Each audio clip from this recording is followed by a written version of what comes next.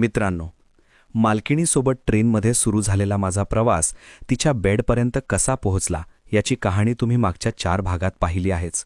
पण तुम्ही या चॅनलवर नवीन असाल तर ते मागचे व्हिडिओ पण आधी बघा, कारण अखंड कहाणी असल्याने पुढचे संदर्भ लागणार नाहीत.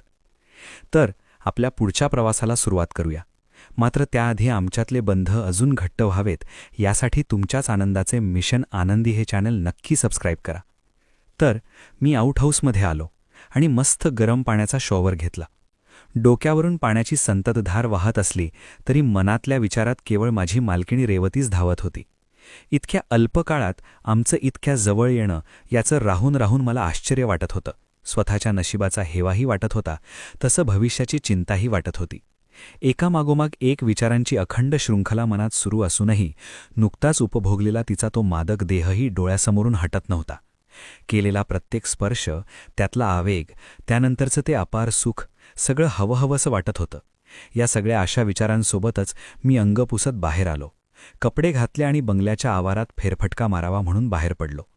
पोर्चमधून फिरत गेटपर्यंत गेलो तसं सीताराम काकांनी गप्पा सुरू केल्या. मी त्यांना रात्रीच्या जेवणाबद्दल विचारले. त्यांनी सांगितलं की सगळा स्वयंपाक हा बंगल्यातच बनवला जातो, फक्त कामगारांना आउटहाऊसमध्ये सविता आणून वाढते. मला या गोष्टीचं विशेष कौतुक वाटलं. मालक आणि नोकर एकाच प्रकारचं जेवण जेवतात. थोड्या अवांतर गप्पा झाल्या. इतक्यात युवराज साहेबांची कार येताना दिसली. तसं काकांनी उठून लगबगीने गेट उघडलं. मीही उठून उभा राहिलो. साहेबांनी समोरून जाताना माझ्याकडे कटाक्ष टाकला, पण मी मात्र त्यांची नजर चुकवली. साहेब आणि केतकी मॅडम उतरून बंगल्यात शिरले तर अजय आउटहाऊसमध्ये. थोड्या वेळात तोही फ्रेश होऊन आमच्यात मिसळला.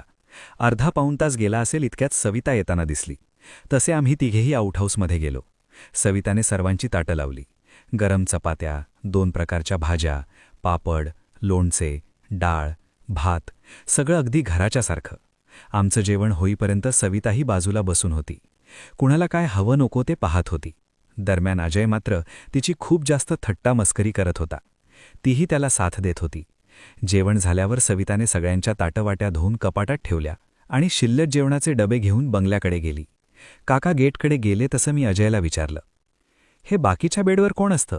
त्यावर तो म्हणाला, एक अधिराज साहेबांचा ड्रायव्हर आहे, विजय. साहेब इकडे आले तरच तर येतो, नाहीतर तिकडे तळेगावमध्येच राहतो. आणखीन एकटा आहे, तो साहेबांच्या वडिलांचा ड्रायव्हर आहे. ते सध्या बाहेर गावी गेलेत. आणि एका बेडकडे बोट दाखवत अजय म्हणाला, इथे रामू काका म्हणजे आपले आचारी झोपतात, आणि इथे सीताराम. यावर मी मुद्दाम मिश्किलपणे विचारलं, आणि सविता? यावर तो खळखळून हसला आणि म्हणाला, ती बंगल्यातच झोपते, किचनच्या बाजूला तिला रूम आहे. यानंतर तो त्याच्या बेडवर मोबाईलमध्ये डोकं घालून पडला तसं मीही माझ्या बेडवर जाऊन पडलो. माझी चादर मला काढावीच लागली नाही, कारण तिथे सगळी सोय होती. अगदी स्वच्छ बेडशीट, उबदार ब्लँकेट, कव्हरसह उशी. मीही मोबाईल उघडला तसं आईची आठवण आली. तिला कॉल करून सगळी माहिती दिली. मला असा चांगल्या ठिकाणी जॉब मिळाला म्हणून तिला खूप आनंद झाला होता. थोड्या वेळाने सीताराम काका आले आणि झोपून टाकले. तोपर्यंत अजयलाही झोप लागली होती. मी मात्र जागाच होतो. मनात विचारांची वादळे सुरू होती. रेवती मॅडमसोबत सुरू झालेल्या या नात्याचं भविष्य काय असेल याची चिंता मला ग्रासू लागली. मनात उलटसुलट विचारांची लढाई सुरू असतानाच रामू काका आले. त्यांना फक्त मी बंगल्यातून येताना बघितलं होतं आणि ते आमच्याच गावाजवळचे आहेत हेही माहीत झालं होतं. पण अद्याप त्यांच्याशी बोलणं मात्र झालं नव्हतं, जे आत्ता सुरू झालं. साविताकडून त्यांना माझी सगळी माहिती कळल्याचं सांगितलं. आम्हीही एकमेकांविषयी शक्य तितकं जाणून घेतलं. दरम्यान मी त्यांना त्यांच्या जेवणाचं विचारलं तर ते आणि सविता तिथेच किचनमध्ये जेवत असल्याचं सांगितलं. माझ्या कौटुंबिक पार्श्वभूमीवर बोलण्याच्या ओघात ते भावूक होऊन म्हणाले, मुला, इथं फक्त प्रामाणिक राहून काम कर. इथली सगळी माणसं देवासारखी आहेत. घरच्या माणसागत आपली बी काळजी घेतात. हवं नको ते संबंध बघतात. तसा मी थोडा अंतर्मुख झालो. अपराधीपणाची भावना मनात येऊ लागली. मी बोलणं आवरत घेतलं तसं काका त्यांच्या बेडवर आडवे झाले. एव्हाना सीताराम काका जोरजोरात घोरत होते. मी छताकडे नजर लावून माझ्याच विचारात बुडत असताना मेसेज टोन वाजला. उघडून बघतोय तर रेवती मॅडमचाच होता. झोपलास का असे विचारले होते तिने. मीही रिप्लाय केला, नाही अजून. तिने विचारलं, काय विचार चाललाय? मी म्हणालो, खूप काही. तसं तिने मला बाहेर येऊन कॉल करायला सांगितले. मी बाहेर पडलो आणि पार्किंगच्या ठिकाणी जाऊन तिला कॉल केला. तिने सांगितलं ती तिच्या रूममध्ये एकटीच झोपते, त्यामुळे तिला कॉलवर बोलायला अडचण नव्हती. मग आम्ही बराच वेळ बोलत होतो. तिला मी माझ्या मनातली सगळी वादळं सांगितली. तिच्यासमोर रीता होताना एका क्षणी भावनांचा बांधही फुटला. तसं तिने वेडा म्हणत माझी समजूत काढली. भविष्याची चिंता करू नकोस असंही सांगितलं. तिच्याशी सगळं मनमोकळं बोलल्यानंतर मनावरचा भार थोडा हलका झाला. मग मी जाऊन झोपलो. सकाळी उठलो तर प्रत्येकाची नित्यनेमाच्या कामाची धावपळ सुरू असलेली दिसली. अजय आंघोळ करून नुकताच बाहेर आलेला दिसला तसं मीही उठून वॉशरूम गाठलं. सगळंच आवरून बाहेर येईपर्यंत सविता चहा नाश्ता घेऊन आली होती. अजयने सीताराम काकांना हाक मारली. तेवढ्यात सविताने तिघांचे पोह्याचे प्लेट भरले होते. गप्पा गोष्टीत चहा नाश्ता झाला. इतक्यात बेल वाजली. तसं अजय बंगल्याकडे आणि काका गेटकडे वळले. साहिब आणि मॅडम बाहेर पडले होते. मला पुढे काय करावं हे माहीत नसल्याने मी गोंधळल्या स्थितीत असतानाच सविताने मला रेवती मॅडमचा बोलावल्याचा निरोप दिला. ती प्लेट धुवून ठेवत असताना मी बंगल्यात पोहोचलो. यावेळी थोडी भीड चेपली असल्याने रामू काकांना स्माईल देत जिना चढू लागलो.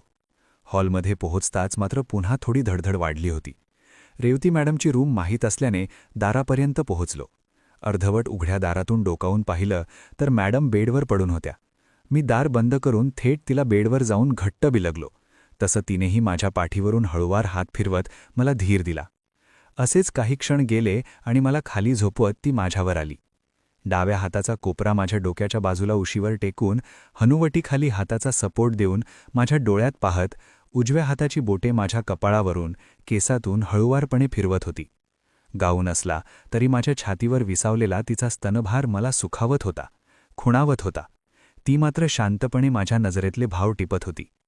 मी माझ्या दोन्ही हातांची मिठी तिच्या देहाभोवती मारत पाठीवरून हात फिरवत तिला विचारलं, मॅडम, माझं नेमकं काम काय? माझं भविष्य काय? यावर तिने वाकून माझ्या कपाळावर ओठ टेकवले आणि मला घट्ट बिलगत माझ्या गालांना गाल घासत कानात म्हणाली, राजा, हे असं सगळं इतके अचानक घडलं आहे की मलाही काहीच सुचत नाहीये. पण मी तुला असं फक्त माझ्यात गुंतवून ठेवणार नाहीये. तुझ्या भविष्याची देखील मला चिंता आहेच. यावर मी तिचा चेहरा दोन्ही हाताच्या ओंजळीत धरत तिला ओठात ओढून घेतले. आत्ताच्या त्या स्पर्शात मात्र मला वेगळीच जादू जाणवली. काहीसा आपलेपणा, प्रेम, ओढ असे काहीसे मिश्रण होते ते. मी ते माझ्या ओठात शोषून घेत राहिलो. तसे निसर्गानेही आपले काम सुरू केलं. मनातल्या किंतु परंतूंसोबतच दोघांचे कपडेही कधी बाजूला पडले ते दोघांनाही कळलं नाही. रेवती माझ्यावरच होती आणि आत्ता ती पूर्ण पेटून उठली होती. खूप आवेगाने ती माझ्या ओठांना शोषत असताना मीही आवेगाने तिचा माझ्या छातीवर लोंबकळत असलेला तिचा स्तनभार घट्ट दाबून उचलत होतो, कुस्करत होतो. या आवेगामुळे माझा तो दांडा मात्र पूर्ण उभा झाला होता, डोलत होता. तिच्या मागून त्याचा स्पर्श तिला जाणवताच तिने उठून बसत त्याला हातात धरलं आणि तिच्यात सामावून घेत ती वर बसली. जेव्हा तो पूर्ण सामावला गेला तेव्हा तिने क्षणभर डोळे मिटून त्याचा स्पर्श अनुभवला. मग मादक नजरेने माझ्याकडे पाहत माझ्यावर वाकून एक गोळा तिच्या हाताने तिने माझ्या तोंडात भरवला. तिचा दुसरा हात माझ्या डोक्याखाली होता. तिच्या या कृतीने मी अजून बेभान होऊन जणू तिच्या गोळ्यातला रस शोषून घेऊ लागलो. काही येत नसलं तरी कुस्करून दाबत आणखी शोषू लागलो. तिला त्या कळा असह्य होताच ती उठून बसली आणि माझ्या छातीवर दोन्ही हात ठेवत हळूवार कंबर पुढे मागे करत त्याचा उभा स्पर्श तिने आत अनुभवला. तसं मी माझे दोन्ही हात तिच्या दोन्ही मांड्यांवरून फिरवत मागच्या गोलाईवर आणले. जमेल तितकी गोलाई हातात सामावून घेऊन घट्ट दाबून धरत तिच्या हलण्याच्या लईला सोबत करू लागलो. तशी ती हळूहळू बेभान होत चालली होती. तिच्या आवेगासोबत गतीही वाढत गेली. फक्त पुढे मागे न होता आत्ता ती वर खालीही होऊ लागली. तेव्हा तिच्या घर्षणामुळे मीही बेभान झालो. तिच्या लईसोबत वर खाली हलणारे दोन्ही गोळे मी दोन्ही हातात घट्ट दाबून धरलो आणि खालून तिला सपोर्ट करू लागलो. तेव्हा आम्ही दोघे सर्वोच्च टोकावर होतो. तिने एक जोराचा झटका मारला तसा मी तिच्यात उसळलो आणि तिनेही त्याला आतून घट्ट जखडत आचके दिले. त्याच्यावर आत अभिषेक सुरू असल्याचं मला जाणवून गेलं. ती तशीच माझ्यावर कोसळली. मी तिच्या पाठीवर हात फिरवत तिचं ते झिरपणं अनुभवत होतो. थोडा वेळ असाच गेला. मग ती उठली आणि माझा हात धरून सोबत मलाही बाथरूममध्ये घेऊन गेली. शावर सुरू केला. तिच्या अंगावरून ओघळणाऱ्या जलधारा बघण्यातही वेगळा आनंद होता. दोघांनी एकमेकांना साबण लावला आणि एकत्र अंघोळ करून बाहेर आलो. मला मिठीतच घेऊन तिने तिच्या टावेलने माझे अंग पुसले. मग मी माझे कपडे घातले आणि बाहेर पडलो. तर मित्रांनो, अशी अंघोळ तुम्ही कधी केलीये का कुणासोबत हे मला नक्की कमेंट करून सांगा.